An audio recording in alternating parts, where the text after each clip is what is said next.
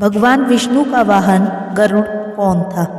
नमस्कार दोस्तों, स्वागत है आपका हमारे चैनल धर्मो रक्षिता रक्षिते में। गरुड़ भगवान विष्णु का वाहन है।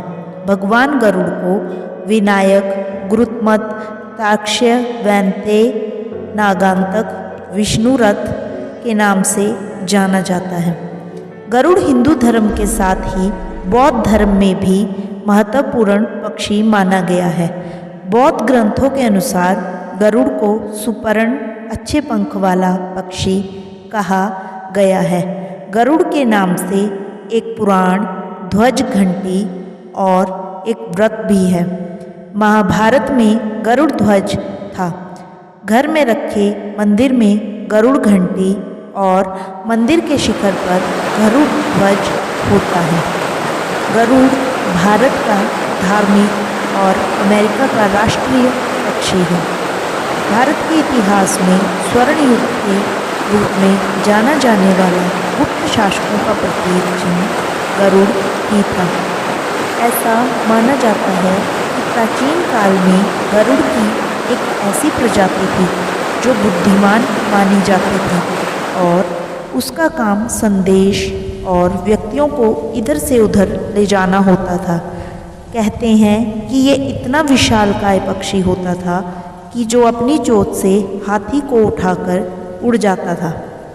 गरुड़ जैसे ही दो पक्षी रामायण काल में भी थे, जिन्हें जटायु और संपाति कहा जाता है।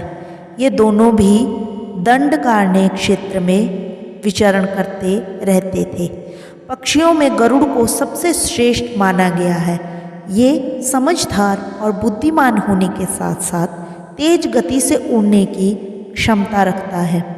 गिद्ध और गरुड़ में फर्क होता है। गरुड़ के बारे में पुराणों में अनेक कथाएं मिलती हैं। रामायण में तो गरुड़ का सबसे महत्वपूर्ण हिस्सा है। गरुड़ का जन्म सतयुग में हुआ था, लेकिन वो त्रेता और द्वापर में भी देखे गए थे। दक्ष प्रजापति की विंती नामक कन्या का विवाह कश्यप ऋषि के साथ हुआ था। विंता ने प्रसव के दौरान 2 अंडे दिए। एक से अरुण का और दूसरे से गरुड़ का जन्म हुआ था। अरुण तो सूर्य के रथ के सारथी बन गए, तो गरुड़ ने भगवान विष्णु का वाहन होना स्वीकार किया। संपाति और जटायु इन्हीं अरुण के पुत्र थे।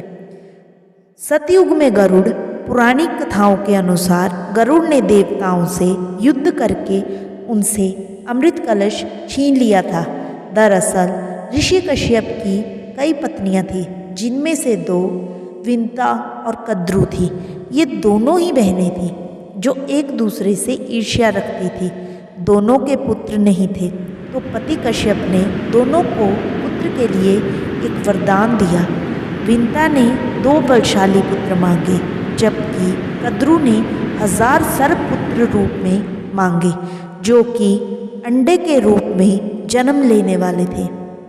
सर्प होने के कारण कद्रु के 1000 बेटे अंडे से उत्पन्न हुए और अपनी माँ के कहे अनुसार काम करने लगे।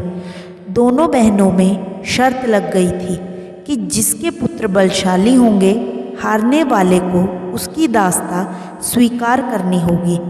इधर सर्प ने जो जन्म लिया था, लेकिन विंता के अंडों से कोई भी पुत्र नहीं निकला था। इसी जल्दबाजी में विंता ने एक अंडे को पकने से पहले ही फोड़ दिया। अंडे से अर्ध विकसित बच्चा निकला, जिसका ऊपर का शरीर तो इंसानों जैसा था, लेकिन नीचे का शरीर अर्धपक्व था। इसका नाम अरुण था। अरुण ने अपनी माँ से कहा कि पिता के कहने के बाद भी आपने धैर्य खो दिया और मेरे शरीर का विस्तार नहीं होने दिया, इसलिए मैं आपको श्राप देता हूँ कि आपको अपना जीवन एक सेवक के तौर पर बिताना होगा। अगर दूसरे अंडे में से निकला उनका पुत्र उन्हें इस श्राप से मुक्त ना करवा सका, तो वह आजीवन दासी बनकर रहेंगी।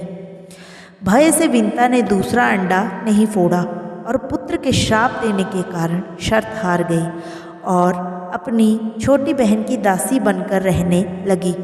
बहुत लंबे काल के बाद दूसरा अंडा फूटा और उसमें से विशालकाय गरुड़ निकले, जिसका मुख पक्षी की तरह और बाकी शरीर इंसानों की तरह था।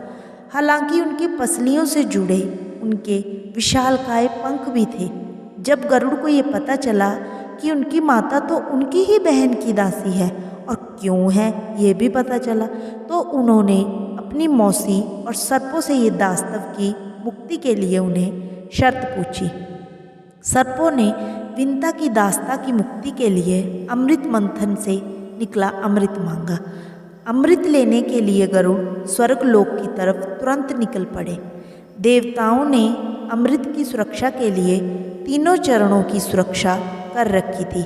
पहले चरण में आग की बड़े पर्दे बिछाए हुए थे, दूसरे में घातक हथियारों की आपस में घर्षण करती दीवार थी और अंत में 2 विशाले सर्पों का पहरा।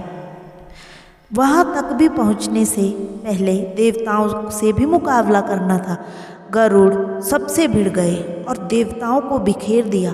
तब गरुड़ ने कई नदियों का जल मुख में ले पहले चरण की आग बुझा दी। अगले पथ में गरुड़ ने अपना रूप इतना छोटा कर लिया कि कोई भी हथियार उनका कुछ न बिगाड़ सका और सांपों को अपने दोनों पंजों से पकड़कर उन्होंने अपने मुंह से अमृत कलश उठा लिया और धरती की ओर चल पड़े। लेकिन तभी रास्ते में भगवान विष्णु प्रकट हुए और गरुड़ के मुंह में अमृत कलश होने के बाद भी उसके प्रति मन में लालच ना होने से खुश होकर गरुड़ को वरदान दिया कि वो आजीवन अमर हो जाएंगे। तब गरुड़ ने भी भगवान को एक वरदान मांगने के लिए बोला, तो भगवान ने उन्हें अपनी सवारी बनने का वरदान मांगा। इंद्र ने भी गरुड़ को वरदान दिया कि वो सांपों को भोजन रूप में खा सकेगा। इस पर गरुड़ ने भी अमृत सकुशल वापसी का वादा किया। अंत में गरुड़ ने सर्पों को अमृत सौंप दिया और भूमि पर रखकर कहा कि ये अमृत कलश मैंने यहाँ इसे लाने का अपना पूरा वादा किया और अभी ये आपके सुपुर्द हुआ। लेकिन इसे पीने के आप सभी स्नान करें तो अच्छा होगा। जब वे सभी सर्प स्नान करने गए तभी वहाँ अचानक से भगवान इंद्र पहुँचे और अमृत कलश को वापस ले गए। लेकिन कुछ बूंदें भूमि पर गिर गई जो घास पर ठहर गई थी।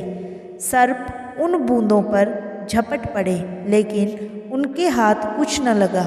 इस तरह गरुड़ की शर्त पूरी हो गई और सर्पों को अमृत भी नहीं मिला था। दोस्तों, अगर आपको हमारी ये कहानी पसंद आई हो तो वीडियो को लाइक करें, चैनल को सब्सक्राइब करें